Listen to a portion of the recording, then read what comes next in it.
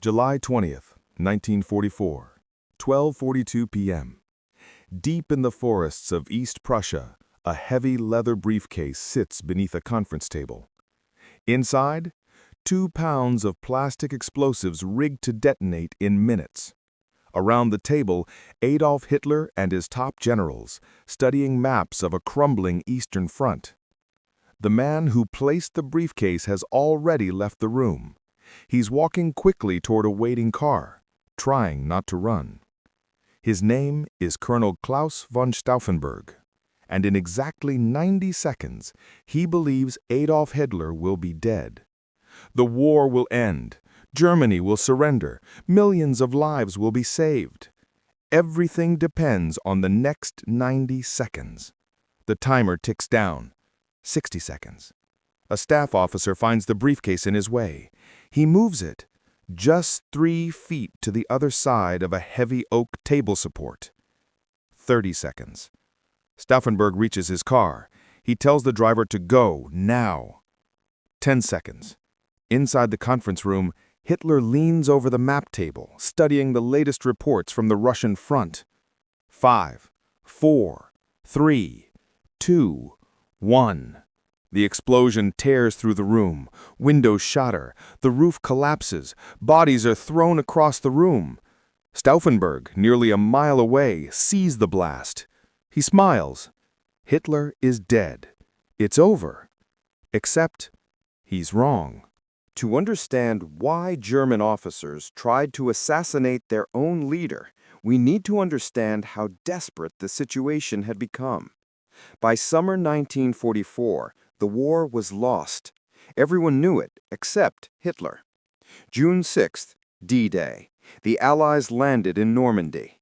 June 22nd, the Soviets launched Operation Valkyrie, destroying 28 German divisions in weeks.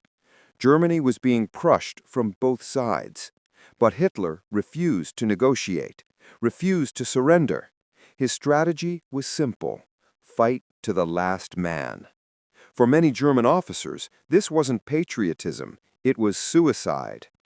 And it wasn't just military disaster.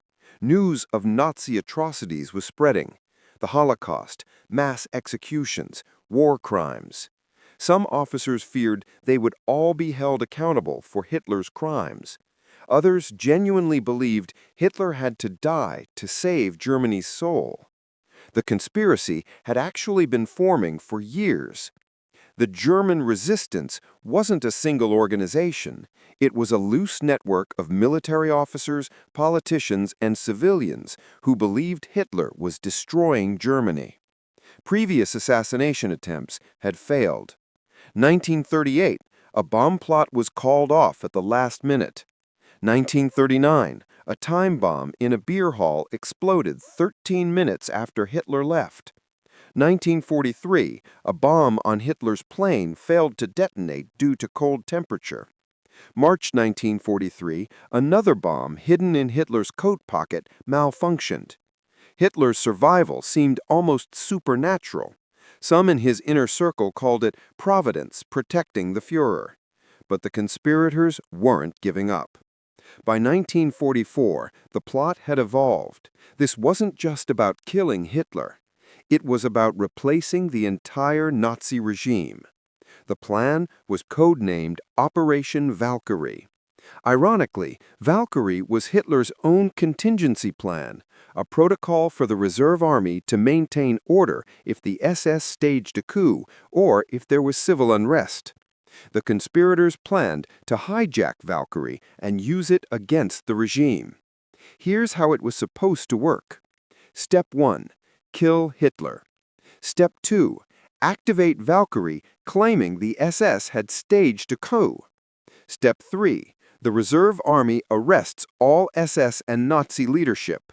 Step 4. A provisional government negotiates peace with the Allies. It was brilliant and incredibly risky. The key conspirators included General Ludwig Beck, former Army Chief of Staff who resigned in 1938 in protest of Hitler's war plans. He would become provisional head of state. Karl Friedrich Gordeler, former mayor of Leipzig, would become chancellor. Field Marshal Erwin von Witzleben would become commander-in-chief of the Wehrmacht. General Friedrich Albrecht, head of the General Army Office, crucial for activating Valkyrie. And the man chosen to actually kill Hitler, Colonel Klaus Schenkgraf von Stauffenberg. Stauffenberg was 36 years old, a decorated war hero, an aristocrat, a devout Catholic. And he had already sacrificed immensely for Germany. In 1943, his car hit a landmine in North Africa. He lost his left eye, his right hand, and 2 fingers on his left hand. Most men would have retired. Stauffenberg returned to duty. His injuries actually helped the plot. Hitler trusted wounded veterans. They'd proven their loyalty in blood. In June 1944, Stauffenberg was appointed Chief of Staff to the commander of the Reserve Army. This gave him regular access to Hitler's military briefings. He was the perfect assassin. But there was a problem. Only 3 fingers on one hand, he couldn't arm a bomb quickly. Standard German bomb triggers required crushing 2 chemical capsules simultaneously. With his injuries, Stauffenberg could only arm 1 bomb at a time. They had 2 bombs. If both detonated, Hitler's death would be certain. But arming both required time and privacy. Everything would depend on timing, luck, and courage. July 20th, 1944 would determine if they had enough of all 3. July 20th, 1944, 7 a.m. Stauffenberg and his adjutant, Lieutenant Werner von Haften, board a plane at Berlin's Rangsdorf Airport. Destination: Rostenburg, East Prussia, Hitler's military headquarters, known as the Wolf's Lair. In Stauffenberg's briefcase, 2 975-gram British-made plastic explosive devices. The bombs are captured equipment, which makes sense for a German officer to possess, less suspicious than German military explosives. Each bomb uses a chemical pencil detonator. Crush the capsule, acid eats through the wire, bomb explodes in 10 minutes. 2 bombs equals certain death for everyone in the room. 10:15 a.m. They land at Rostenburg. The Wolf's Lair is a fortress. Concrete bunkers, minefields, checkpoints. Thousands of SS guards. It's designed to be impenetrable. But Stauffenberg has legitimate business here. A conference on forming new divisions for the Eastern Front. He's expected. They pass through security. Stauffenberg's briefcase is searched. The bombs aren't discovered. They're well hidden, and he's a trusted officer. First checkpoint cleared. 12 p.m. Stauffenberg is told the conference has been moved up. Instead of 1 p.m., it starts at 12:30.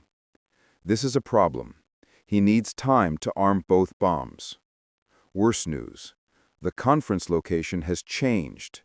Originally scheduled for Hitler's underground concrete bunker, it's been moved to a wooden conference barracks above ground.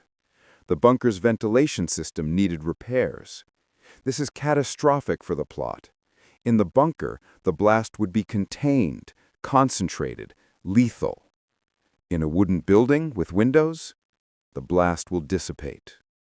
But it's too late to abort. The plan is in motion. 12:15 p.m. Stauffenberg asks to use a washroom to freshen up. His adjutant, Haften, joins him. They enter a small side room. This is it. Arm the bombs, place them, get out. Stauffenberg opens his briefcase with his 3 remaining fingers. He removes the first bomb. He crushes the chemical capsule. The acid begins eating through the wire. 10 minutes until detonation. He reaches for the second bomb. Someone knocks on the door. "Colonel, the Fuhrer is waiting. You must come immediately." No time. He can't arm the second bomb. Stauffenberg makes a split-second decision. 1 bomb will have to be enough. He hands the unarmed second bomb to Haften, who hides it in his own briefcase. They exit. 12:30 p.m. Stauffenberg enters the conference room. It's hot. All the windows are open because of the summer heat. Another disaster. Open windows mean even less blast concentration. But it's too late to abort. The plan is in motion. Right across from Hitler is Stauffenberg's friend, Field Marshal Ernst Wilhelm Busch. The pair were supposed to meet up to drink for Busch's birthday. This is it. Place the bombs, get out. Stauffenberg slides his briefcase under the table as close to Hitler as possible, about 6 feet away, right next to the Führer's legs. Then he excuses himself. I need to make an urgent phone call to Berlin. No one suspects anything. Officers take calls constantly. 12:37 p.m. Stauffenberg exits the conference room, walks calmly toward the communications building. He needs to be far enough away when the bomb explodes. 12:40 p.m. Inside the room, a staff officer named Heinz Brandt finds the briefcase in his way. It's blocking his view of the map table. Without thinking, he moves it to the other side of a heavy oak table support. That support is now between Hitler and the bomb. 12:42 p.m. Boom. The explosion is massive.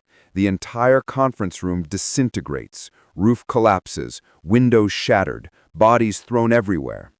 Stauffenberg, 200 yards away, sees it. The wooden building is gone, just splinters and smoke. No one could survive that. He runs to his car. They have to reach the airfield before anyone realizes what happened. They speed through the Lair complex. At the first checkpoint, guards have heard the explosion. There's been an accident, an explosion, Stauffenberg shouts. Let us through. We need to reach Berlin immediately. The guards, confused and panicking, open the gate. They pass through 2 more checkpoints using the same story. By 12:50 p.m., they're at the airfield. By 1 p.m., they're in the air. Stauffenberg is certain Hitler is dead. Now they must execute the rest of Valkyrie before the SS can react. In Berlin, General Albrecht is waiting for confirmation. Then the phone rings at the Lair Communications Center. A voice, shakily. The Führer is alive. The explosion killed 4 men instantly. Hitler was not one of them. The heavy oak table support had absorbed most of the blast. The open windows allowed pressure to dissipate. Hitler was thrown to the floor, his hair singed, eardrums damaged, right arm temporarily paralyzed, legs bruised. But he was alive, conscious, and furious. Within minutes, he knew it was an assassination attempt. I am invulnerable, he declared. Providence has saved me to complete my mission. His survival would doom the entire conspiracy. Back in Berlin, the conspirators didn't know Hitler survived. 3 p.m., Stauffenberg lands in Berlin. He heads immediately to the Bendler Block, the Reserve Army headquarters. He finds chaos. General Obrecht hasn't activated Valkyrie yet. Why not? Stauffenberg demands. We received word Hitler survived. Impossible. I saw the explosion. No one could survive. We don't know what to believe. This hesitation is fatal. Every minute they wait, the SS gains time to organize. Stauffenberg finally convinces them Hitler is dead, the reports are confusion, they must act now. 4 p.m., Operation Valkyrie is activated. Reserve Army units receive orders. The SS has attempted a coup. Arrest all SS officers, secure all government buildings. In Berlin, it initially works. Soldiers follow orders. SS officers are arrested. The government quarter is seized. Communications networks are cut. For about 3 hours, the conspirators control Berlin. But in other cities, Munich, Vienna, Paris, local commanders hesitate. Some refuse to follow orders without confirmation. The conspiracy needed unanimous, immediate action. They're getting confusion and delay. And then the final blow. 6:30 p.m., Hitler goes on the radio. His voice is unmistakable, shaky but alive. My German comrades, a very small clique of ambitious, irresponsible, and at the same time senseless and criminally stupid officers had concocted a plot to eliminate me. Game over. Every soldier hearing Hitler's voice knows the coup has failed. Units that had arrested SS officers now release them. Units heading to arrest Nazi leadership now turn back. In Paris, the military governor had already arrested 1,200 SS officers. Upon hearing Hitler's broadcast, he releases them all and apologizes. At the Bendler block, the conspirators realize it's over. Some want to flee, some want to fight, some want to negotiate. Stauffenberg remains defiant. We must continue. Even if Hitler survived, the principle is correct. Germany must be saved. But by 10 p.m., SS units have surrounded the Bendler block. Inside, loyalist officers turn on the conspirators. A firefight breaks out in the building. Stauffenberg is shot in the shoulder. By 11 p.m., it's over. The conspirators are arrested. Others are already being rounded up across Germany. General Friedrich Fromm, who had secretly sympathized with the plot but lost his nerve, now tries to prove his loyalty by executing the conspirators immediately. He wants to eliminate witnesses to his own complicity. Just after midnight, now July 21st, Stauffenberg, Olbricht, and 2 other officers are taken to the courtyard. A makeshift firing squad is assembled using driver's headlights for illumination. One by one, they're shot. Stauffenberg is last. As soldiers aim their rifles, he shouts, "Long live sacred Germany!" Then gunfire. Claus von Stauffenberg was 36 years old, but his death was just the beginning of Hitler's revenge. Hitler's rage was biblical. This wasn't just treason, it was personal. His own officers, men he'd trusted, decorated, promoted, had tried to kill him. He would show no mercy. This time, Hitler declared, we will settle accounts in the manner to which we National Socialists are accustomed. That meant medieval brutality. Operation Thunderstorm was launched, a massive purge of anyone connected to the plot. The Gestapo had been investigating the German resistance for years. They had names, lists, surveillance records. Now they used them. Over the next months, approximately 7,000 people were arrested. Torture was standard. Suspects were beaten, sleep-deprived, tormented until they gave more names. The conspiracy had included hundreds of people, military officers, politicians, clergy, intellectuals. Now they were all hunted. Some fled, some went into hiding, some committed suicide before arrest. Field Marshal Erwin Rommel, the Desert Fox, one of Germany's most celebrated generals, was implicated. He probably knew about the plot, but hadn't directly participated. Hitler gave him a choice: face trial and disgrace with your family punished, or commit suicide and die a hero with your family protected. October 14, 1944, Rommel took cyanide. Germany was told he died of wounds from an Allied air attack. He received a state funeral. For those who were captured, the People's Court awaited. Judge Roland Freisler presided. The trials were show trials, theatrical, screaming denunciations with predetermined guilty verdicts. Defendants were denied lawyers, forbidden from presenting evidence, humiliated on purpose. Many were forced to appear in clothes deliberately made too large, without belts, so they had to hold up their pants, looking pathetic and ridiculous. Film cameras recorded it all. Hitler watched the footage repeatedly, delighting in his enemy's degradation.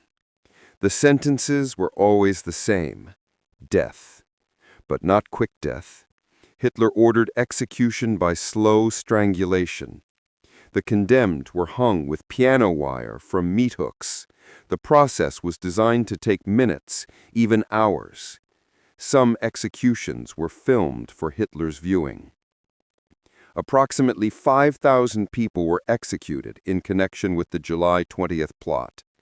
Entire families were arrested under Sippenhaft, blood guilt, wives, children, even distant relatives imprisoned or sent to concentration camps. Claus von Stauffenberg's wife Nina was arrested while pregnant with their 5th child. She survived the war, barely. The Purge consumed anyone with even distant connections, a soldier who had once served under a conspirator, a secretary who had typed a document, an officer who had dinner with the wrong person. Paranoia infected the military. Officers informed on each other. Trust disintegrated. Hitler's message was clear. Resistance is futile. Betrayal means not just your death, but the destruction of everyone you love. The July 20th plot was the last serious internal threat to Hitler's rule. For the remaining 9 months of the war, his power was absolute. Germany would fight to total annihilation, no surrender, no negotiation, no mercy. The conspirators had tried to save Germany. Instead, their failure condemned it to 9 more months of destruction. So, were the conspirators heroes or traitors? For decades after the war, this question divided Germany. Some saw them as traitors who broke their oaths and stabbed Germany in the back. Others saw them as the true patriots, the only Germans who tried to stop the madness. Today, the consensus is clear. They were heroes. In modern Germany, Claus von Stauffenberg is honored. Streets bear his name. Monuments commemorate the conspiracy. July 20th is remembered as a day of conscience. The Bendler block, where Stauffenberg was executed, is now a memorial and museum. Every year on July 20th, German military personnel swear their oath of service at this site, a reminder that loyalty to conscience comes before loyalty to orders. But the conspiracy raises uncomfortable questions. Why did they wait so long? By 1944, millions were already dead. The Holocaust was nearly complete. Many conspirators weren't motivated by opposition to Nazi ideology. They were motivated by Germany losing the war. Some were anti-Semites themselves, who simply thought Hitler's methods were too extreme, were too public. Does that diminish their courage, their sacrifice? There's no easy answer. What's clear is this. When they finally acted, they showed extraordinary bravery. They knew the consequences of failure, torture, execution, their families destroyed. They did it anyway. Colonel Henning von Tresckow, one of the early conspirators, who committed suicide after the plot failed, left this message. The worth of a man is certain only if he is prepared to sacrifice his life for his convictions. The July 20th plotters sacrificed everything. They failed to kill Hitler. They failed to end the war early. They failed to save millions of lives. But they proved something crucial. Not all Germans supported Hitler. Not all Germans were complicit. In the darkest moment of their nation's history, some Germans chose resistance over obedience. Some chose death over dishonor. That matters. After the war, when the world asked, why didn't Germans resist? The answer is, some did, and they paid with their lives. Hitler survived the bomb by sheer luck, a moved briefcase, an oak table support, open windows. Inches and seconds separated him from death. But perhaps the greater tragedy is this. Even if the bomb had killed Hitler, it might have been too late. The war was lost. The Holocaust was nearly complete. Germany's destruction was inevitable. The conspirators weren't trying to prevent catastrophe. They were trying to salvage something from it. And they failed. but they tried. And in trying, they showed that even in a totalitarian nightmare, individuals still have choice. You can follow orders, or you can resist. You can stay silent, or you can act. You can save yourself, or you can sacrifice yourself for what's right. The July 20th plotters chose sacrifice. For that, they deserve to be remembered, not as traitors, not as failures, but as men who, when their country had gone insane, tried to restore its sanity, even though it cost them everything.